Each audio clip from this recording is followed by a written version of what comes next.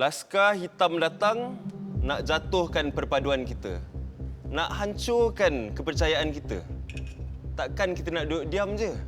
Masa hari tu diorang bom bandar tu pun habis kecoh kita. Dan benda ni bukan first time tau. Dari zaman Empire Melaka lagi. Jaya pula tu. Macam mana aku tahu? Aku Wan Daud, jom kita spill.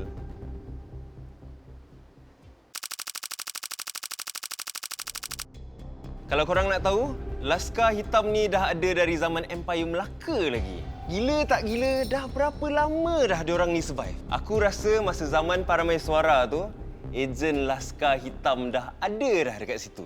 Aku rasalah. Sebab Laskar Hitam ni diorang kerja sorok-sorok. Diorang tak nak orang tahu. Ramai dah terkena dengan diorang ni. Sebab diorang ni memang kaki hasut. Kaki tipu, putar belit. Masa Empire Melaka mula nak jatuh, Laskar Hitam mula aktif.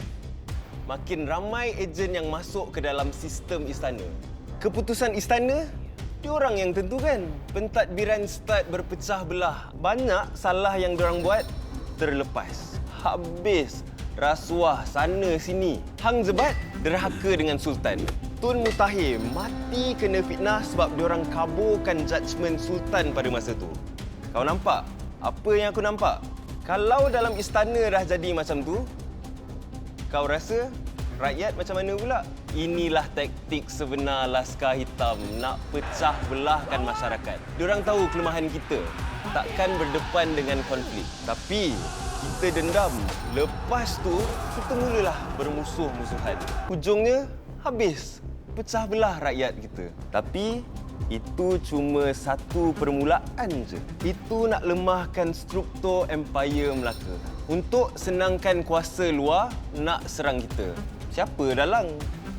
Siapa ejen Laskar Hitam masa tu? Kau nak tahu selepas Empire Melaka jatuh, apa jadi kat Laskar Hitam? Tunggu episod depan. Aku akan cerita dekat kau satu-satu. Aku Wan Daud, logging out.